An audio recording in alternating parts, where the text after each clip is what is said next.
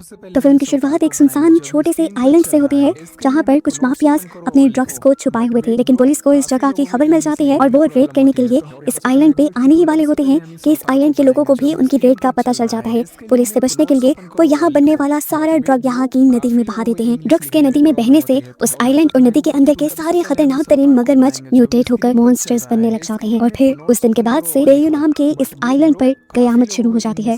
आए दिन बसों के हिसाब से लोगों को मगरमच्छ अपना शिकार बनाना शुरू कर देते हैं, यहाँ तक कि इंसानों का शिकार करने के लिए वो नदी से दूर दूर तक का सफर भी तय करना शुरू कर देते हैं, जिससे आसपास के इलाकों में खतरा बढ़ जाता है। इनमें से सबसे खतरनाक एक मगरमच्छ को माना जाता है जिसके मुंह पर एक दाग है, वो इनकी क्वीन है। दूसरी तरफ हम मूवी की मेन कैरेक्टर कायल को देखते हैं जो बायोलॉजी की क्लास में है और टीचर उन्हें मगरमच्छ के बारे में ही पढ़ा रही हैं कि उनका बिहेवियर कैसा होता है, उनके शिकार करने का तरीका क्या है और उनसे बचा कैसे जाए। कायल के बारे में हमें पता चलता है कि उसका भाई मर चुका है जो उसकी जिंदगी का एक ही सहारा था और उसी की वजह से कायल टूट चुकी थी। कायल के भाई की आखिरी ख्वाहिश थी कि उसकी बॉडी की ऐश को किसी आइलैंड की नदी में बहाया जाए, जिसके बारे में वो अपनी दोस्त से डिस्कस करती है और ये लोग बेयू जाने का फैसला करते हैं, यानी उसी खतरनाक आइलैंड पे जहाँ के मगरमच्छ अब मॉन्स्टर बन चुके हैं। कायल की दोस्त यहाँ पर अपने साथ दो और दोस्तों को भी ले जाने का इरादा कर लेती है, जिसकी वजह से कायल थोड़ी डिस्टर्ब हो जाती है। सफर इनका शुरू हो जाता है जैसे ही ये लोग इस आइलैंड का आधा रास्ता पार करते हैं तो इनका दोस्त इन्हें बताता है कि आगे का रास्ता पार इन्हें एक प्राइवेट प्लेन के जरिए करना होगा। यहीं एक जनरल स्टोर पर कायल जब पानी ले रही होती है तो हमें न्यूज़पेपर वहाँ का दिखाया जाता है जिसमें साफ साफ लिखा था कि उन मगरमच्छ का खतरा अभी टला नहीं है। यहाँ हंसते हुए एक बूढ़ा आदमी कायल से कहता है जिसके मुंह पर काला निशान है, उससे बचकर रहना। कायल उनकी बातों पर ज्यादा ध्यान नहीं देती और ये लोग उस प्राइवेट एयरपोर्ट पर आ जाते हैं जहाँ पायलट पहले ही इन्हें बता चुका था कि प्लेन में कुछ थोड़ा मसला है, पर मुझे उम्मीद है कि प्लेन ये सफर हमारा अच्छे से करवाएगा। सफर के दौरान एक बिजनेसमैन लगातार फोन पर बात कर रहा था जिससे सब मना भी कर रहे थे, वो सबकी जान खतरे में डाल रहा था। एक बूढ़ा आदमी उससे में जैसे ही उसे फोन खींचने लगता है तो प्लेन में जोरदार झटका महसूस होता है। इमरजेंसी अलार्म बजने लगते हैं जिससे ये लोग जान जाते हैं कि प्लेन खराब हो चुका है। इससे पहले कि ये लोग कुछ कर पाते वो प्लेन क्रैश होकर नदी में गिर जाता है और ये सब लोग भी नदी में गिर जाते हैं। शुक्र था कि एक बूढ़े आदमी के अलावा इन सब की जान बच गई थी। कहते हुए ये सब लोग एक आइलैंड पर तो आ गए, लेकिन ये आइलैंड कौन सा था इन्हें नहीं मालूम था। एक लड़की का बाजू बहुत ज्यादा जख्मी हो गया था तो उसके बाजू पर पायलट एक पट्टी बांध देता है और तभी वो नोटिस करता है कि उसका को पायलट अभी तक पानी से बाहर नहीं आया। ये लोग उसे इधर उधर ढूंढने लग जाते हैं और तभी पायलट देखता है कि को पायलट अभी भी पानी में था जो पानी से निकल नहीं पा रहा था। उसे बचाने के लिए पायलट ने फौरन ही पानी में जंप कर दी और जैसे ही वो अपने को पायलट के पास गया तो पीछे से मगरमच्छ ने बड़ा सा मुंह खोलते हुए उसकी आधी बॉडी को यानी को पायलट की आधी बॉडी को अपने अंदर एक ही बार में निकल लिया। पायलट अपनी जान बचाते हुए जल्दी से वापस आइलैंड पे आ गया और ये सारे शॉक रह गए क्योंकि इन्होंने अपने सामने एक इंसान का शिकार होते पहली ही बार देखा था और इन सब के लिए ही ये एक बुरा एक्सपीरियंस था। जहाँ सब लोग परेशान हो रहे थे वहीं पर कायल की दोस्त इस आइलैंड को सर्च करने के लिए चली गई और उसे यहाँ पर मगरमच्छ के अंडे मिले।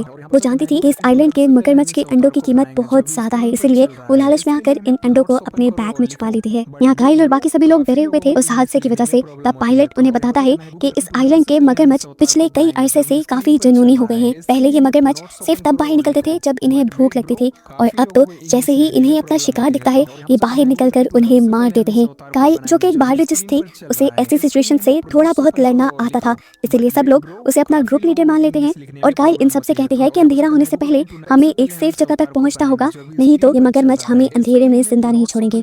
सभी कायल की बात मान रहे थे सिवाय एक लड़की के जिसे कायल का ग्रुप लीडर बनना पसंद नहीं आया था और वो चाहती थी कि सब उसकी बात माने।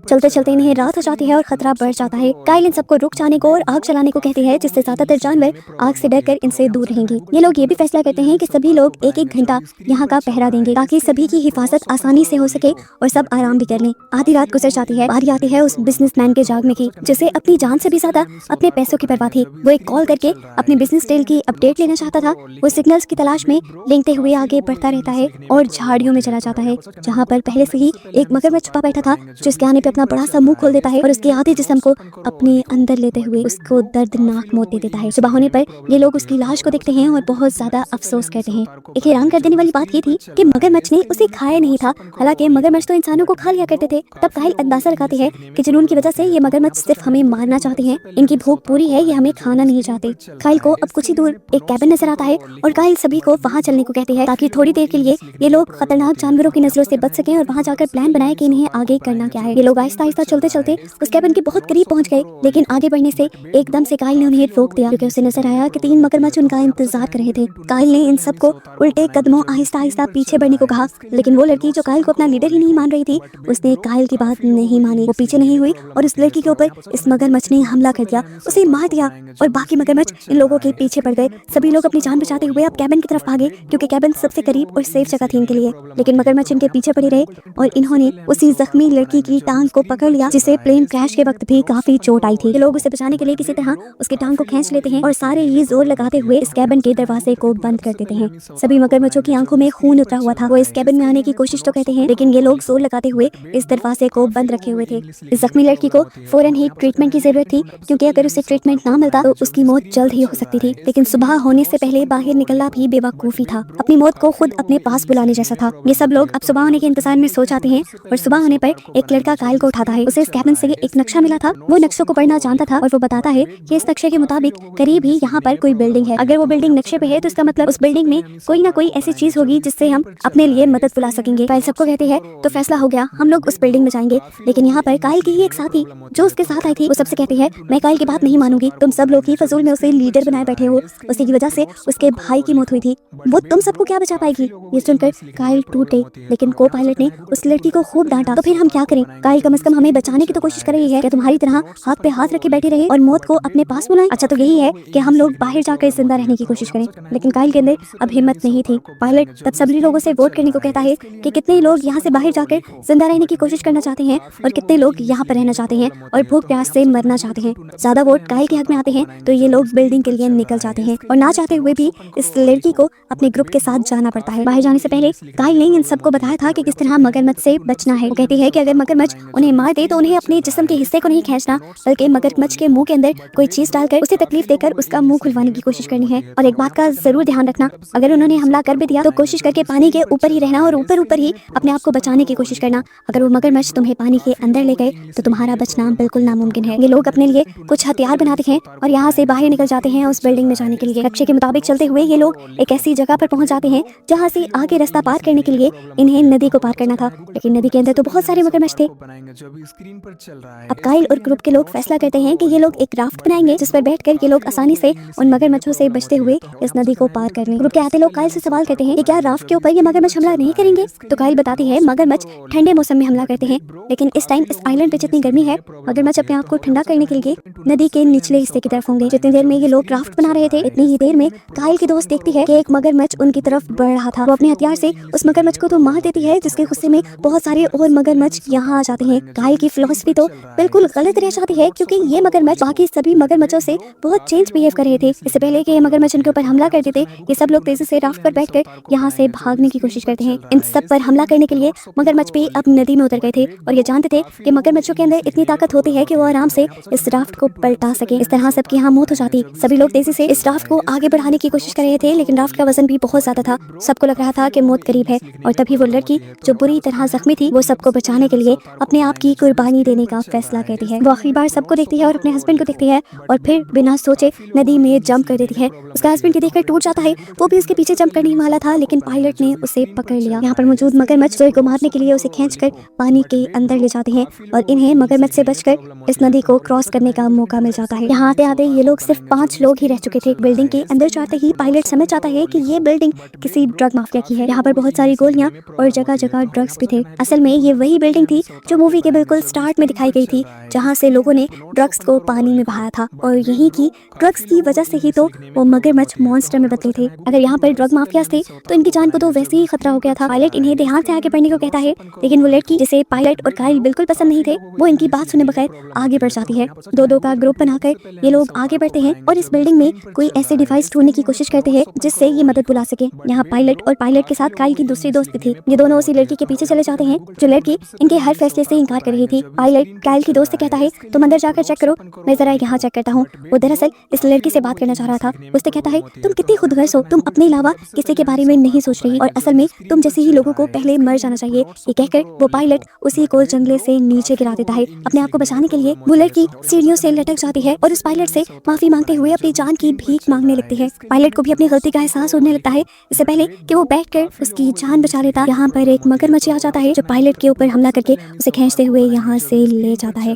अपनी आंखों के सामने ये सब देखकर वो लड़की बिल्कुल टूट गई और बहुत जोर से चिल्लाई, जिसकी वजह से बाकी सब लोग यहाँ पे इकट्ठे हो गए। उन्होंने इस लड़की को नीचे उतार दिया और इस लड़के ने बताया कि किस तरह उस पायलट के ऊपर मगरमच्छ हमला करके उसे ले गया। इस हादसे ने उसे अंदर से तोड़ दिया था, उसकी ईगो भी खत्म हो गई थी। और यहाँ सभी मेंबर से भी माफी मांगती है और साथ ही कायल से भी, क्योंकि उसने इतने मुश्किल वक्त में भी सबके साथ बुरा सलूक रखा था। ये लोग इस बात से अनजान थे कि जिस बिल्डिंग में ये लोग इस टाइम थे उस बिल्डिंग में नदी से भी ज्यादा मगरमच्छ थे जो यहाँ पर बनने वाली ड्रग्स को लेने के लिए आए थे, क्योंकि मगरमच्छ भी कहीं ना कहीं इन ड्रग्स के आदी हो गए थे। ये लोग इतने सारे मगरमच्छों को देखकर और भी ज्यादा डर जाते हैं। मगरमच्छ के दूसरी तरफ एक कमरा था जहाँ पर इन्हें रेडियो भी नजर आ रहा था। कायल कहते हैं हमें बिना आवाज किए और बिना आहट किए उस कमरे तक जाना है। अभी के लिए ये मगरमच्छ सो रहे हैं। ये सब लोग आहिस्ता आहिस्ता आगे बढ़ने लग जाते हैं, लेकिन आखिरी लड़का जिसने इस बिल्डिंग का नक्शे से पता चलाया था वो हल्की सी आहट कर देता है। उसका पाँव मगरमच्छ के अंडे पे चला जाता है और यहीं पर उसकी जान खतरे में पड़ जाती है। मगरमच्छ उसके ऊपर धड़ाधड़ हमला कर देते हैं और उसे पानी के नीचे ले जाकर मार देते हैं और ये चारों अपनी जान बचाने के लिए उस कमरे में जाकर उसका दरवाजा बंद कर देते हैं।